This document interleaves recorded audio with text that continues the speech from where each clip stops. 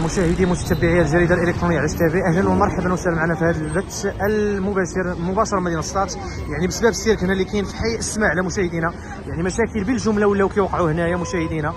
يعني ولا الطريق كتحبس ولاو مضاربات ولاو بزاف الامور. والحمد لله عندنا امن في المستوى، يعني العناصر الامنيه التابعه لولايه ام 16 مجهودات كبيره كتقوم بها مشاهدينا، يعني من اجل توقيف جميع الاشخاص اللي ما كيحترموش القانون كيتم وضعهم داخل السياره ديال الشرطه من اجل اتخاذ الاجراءات الضروريه في حقهم، لان هنا ولاو تيوقعوا المشاكل صراحه، ولولا التدخلات الامنيه كانت غيوقعوا مشاكل كثيره. يعني هذا السير هنا مشاهدينا اللي كاين في حي السماعله يعني دار